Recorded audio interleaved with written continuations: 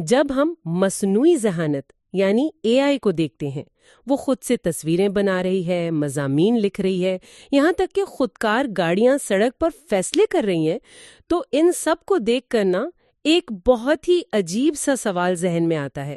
اگر اے آئی کے کسی کام سے کوئی نقصان ہو جائے تو کیا اس مشین کو گناہ گار کہا جا سکتا ہے؟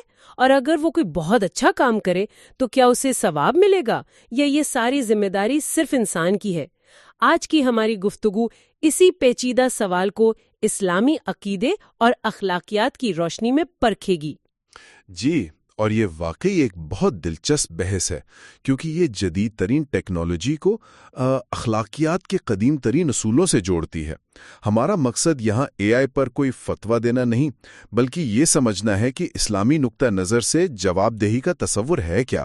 مطلب کسی عمل کو گناہ یا ثواب کا درجہ دینے کی بنیادی شرائط کیا ہیں؟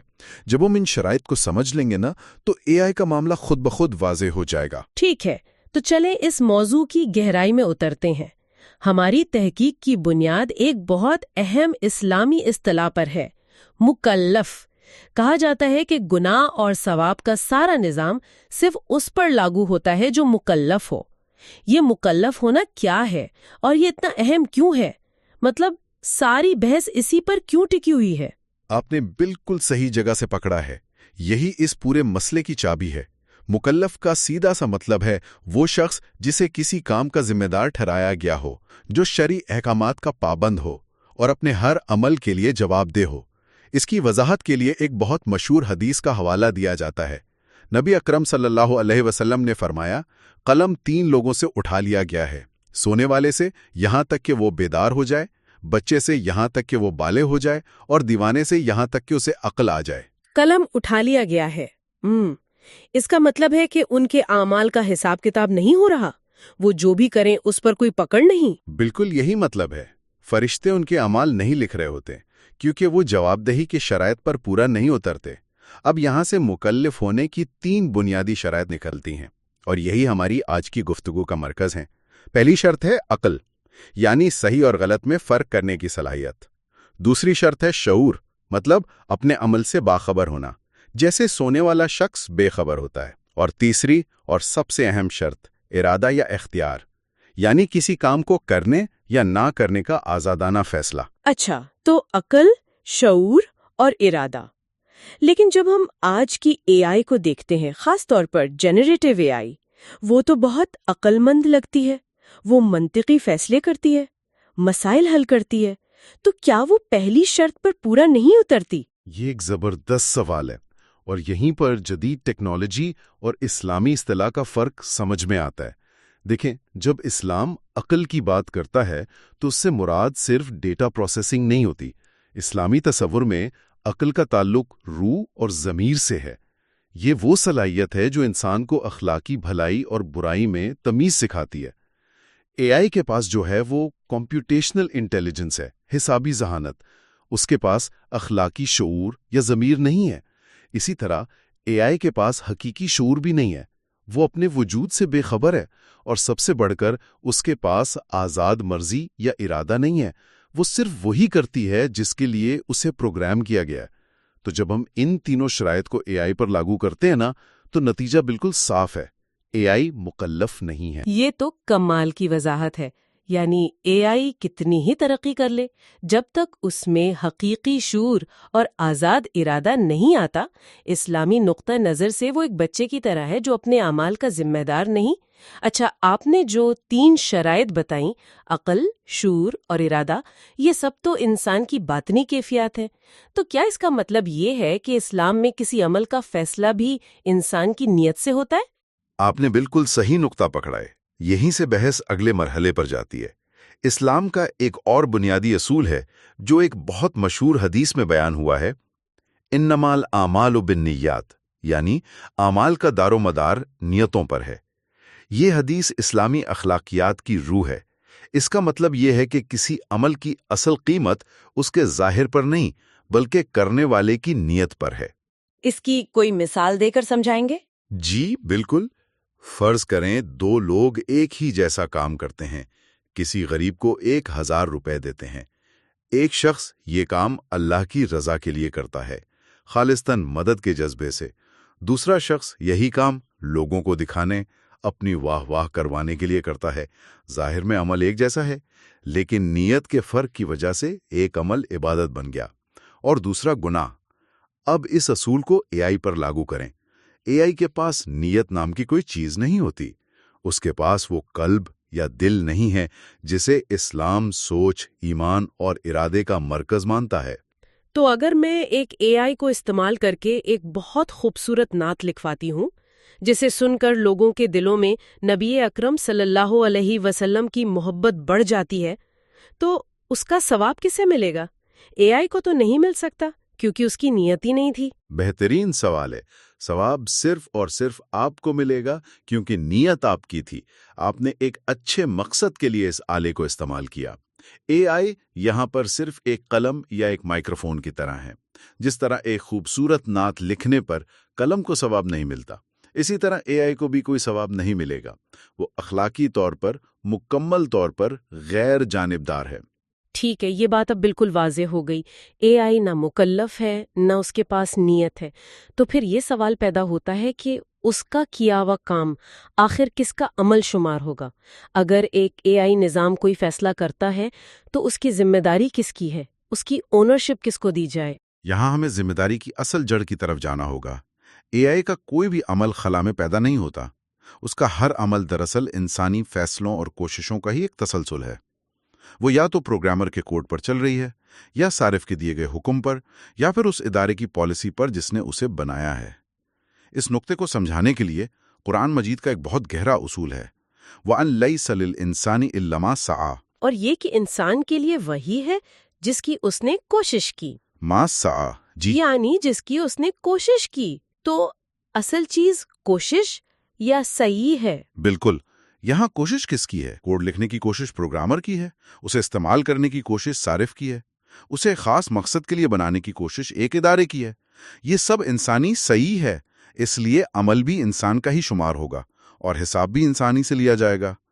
اے آئی اس انسانی کوشش کو عملی جامہ پہنانے کا محض ایک جدید اور طاقتور ذریعہ ہے، اس سے زیادہ کچھ نہیں۔ یہ بات تو تخلیقی کاموں کے لیے سمجھ آتی ہے، لیکن اس کا اطلاق وہاں کیسے ہوگا جہاں اے آئی سے کوئی بڑا حقیقی نقصان ہو جائے؟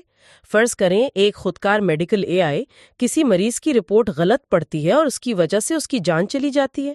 یہاں تو ہم یہ کہہ کر جان نہیں چھڑا سکتے کہ اے آئی کی کوئی نیت نہیں تھی، کسی نہ کسی کو تو ذمہ دار ٹھہرانا ہوگا۔ یقیناً، اور اسلام میں جواب دہی کا تصور بہت جامع ہے۔ اے آئی کو روحانی طور پر گناہگار نہ ٹھہرانے کا مطلب یہ ہرگز نہیں کہ دنیا میں کوئی بھی ذمہ دار نہیں ہے۔ نقصان کی صورت میں ذمہ داری ان تمام انسانوں پر آئے گی جو اس ٹیکنالوجی کے پیچھے ہیں، یعنی اس کا بنانے والا، ڈیولپر جس نے اس کا الگوریتھم ایسا ڈیزائن کیا، اس کو چلانے والا ادارہ جس نے اس کی نگرانی ٹھیک سے نہیں کی۔ اس کی تائید میں قرآن کی ایک اور آیت ہے، کلو نفسن بما کسبت رہینہ، ہر جان اپنے اعمال کے بدلے گروی رکھی ہوئی ہے۔ اصول یہ ہے کہ آلہ خود ذمہ دار نہیں ہوتا، ذمہ داری ہمیشہ اس کے پیچھے موجود انسان کی ہوتی ہے۔ اس پورے پیچیدہ تصور کو سمجھانے کے لیے ہماری تحقیق میں ایک بہت ہی سادہ لیکن شاندار مثال دی گئی ہے، چھری کی۔ یہ مثال پڑھ کر مجھے لگا کہ جیسے سارا مسئلہ ہی حل ہو گیا۔ جی، یہ ایک بہترین مثال ہے کیونکہ یہ صدیوں سے ہمارے سامنے ہے۔ چھری بذات خود نہ اچھی ہے نہ بری، یہ ایک غیر جانبدار آلہ ہے۔ آپ اسے سیب کاٹ کر مہمان کو پیش کرنے کے لیے استعمال کر سکتے ہیں، جو ایک اچھا کام ہے، اور اسی چھری کو کسی کو نقصان پہنچانے کے لیے بھی استعمال کیا جا سکتا ہے، جو ایک سنگین گناہ ہے۔ کیا ہم کبھی چھری کو گناہگار کہتے ہیں؟ نہیں، کبھی نہیں۔ ذمہ داری ہمیشہ اس ہاتھ کی ہوتی ہے جس نے چھری کو پکڑا اور اسے استعمال کرنے کا فیصلہ کیا۔ تو آپ یہ کہہ رہے ہیں کہ اے آئی کتنی ہی جدید کیوں نہ ہو جائے، اسلامی اخلاقیات کی نظر میں وہ ایک بہت ہی جدید اور طاقتور چھری سے زیادہ کچھ نہیں؟ بالکل یہی نکتہ ہے۔ اے آئی بھی چھری کی طرح ایک آلہ ہے۔ اس کے استعمال کا اخلاقی نتیجہ مکمل طور پر صارف کی نیت اور اس کے عمل پر منحصر ہے۔ اسی بات کو ایک اور حدیث سے مضبوطی ملتی ہے، اللہ تمہارے چہروں اور تمہارے مال کو نہیں دیکھتا، بلکہ وہ تمہارے دلوں اور تمہارے اعمال کو دیکھتا ہے۔ یہاں بھی سارا زور انسان کی باطنی حالت یعنی دل اور نیت اور اس کے ظاہری عمل پر ہے۔ یہ دونوں چیزیں اے آئی میں نہیں ہیں، اس لیے وہ ہمیشہ اخلاقی دائرے سے باہر رہے گی۔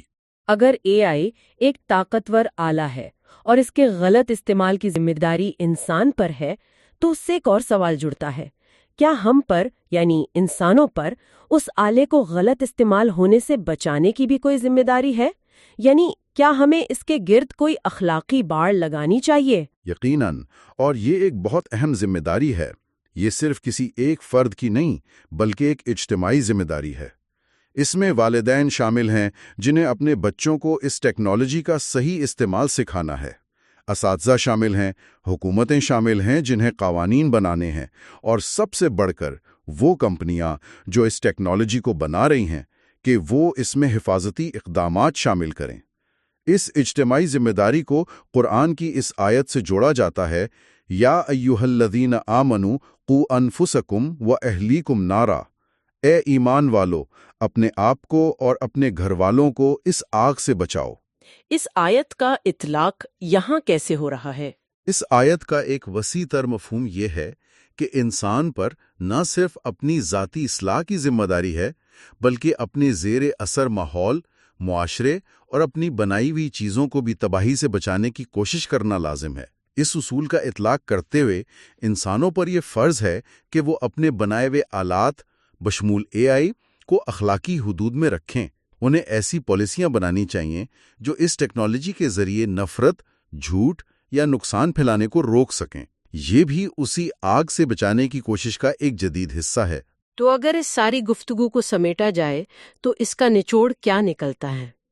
اسلامی نقطہ نظر اس معاملے میں بالکل دو ٹوک اور واضح نظر آتا ہے۔ جی، خلاصہ یہی ہے کہ اے آئی نہ تو مکلف ہے، نہ گناہگار ہو سکتی ہے، اور نہ ہی ثواب کی حقدار ہے۔ یہ صرف ایک آلہ ہے۔ گناہ، ثواب، نیت، ارادہ اور جواب دہی، یہ تمام تصورات انسان کے شعور، عقل اور اختیار کے ساتھ جڑے ہوئے ہیں۔ یہ وہ امانت ہے جو اللہ نے صرف انسان کو دی ہے۔ ٹیکنالوجی غیر جانبدار ہوتی ہے۔ اسے خیر کا ذریعہ بنانا ہے یا شر کا، یہ فیصلہ ہمیشہ انسان کا ہوگا، اور اس کے نتیجے کی ذمہ داری بھی انسان کی ہی ہوگی۔ یہ ایک بہت اہم اور واضح نتیجہ ہے۔ اس نے بہت سی الجھنوں کو دور کر دیا۔ لیکن یہاں میں گفتگو کا اختتام ایک ایسے سوال پر کرنا چاہوں گا جو ہمیں مزید سوچنے پر مجبور کرے۔ ہم نے یہ تو واضح کر دیا کہ اے آئی محض ایک آلہ ہے جو اپنے بنانے والوں کی نیتوں کا عکس ہے، لیکن اس وقت کیا ہوگا جب یہ ٹیکنالوجی اتنی پیچیدہ اور خود مختار ہو جائے کہ اس کے کسی ایک عمل کا تعلق کسی ایک انسانی نیت یا فیصلے سے جوڑنا تقریباً ناممکن ہو جائے؟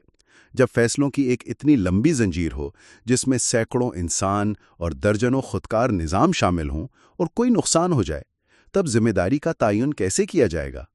یہ وہ چیلنج ہے جس کے لیے مستقبل میں نئے حل تلاش کرنے ہوں گے۔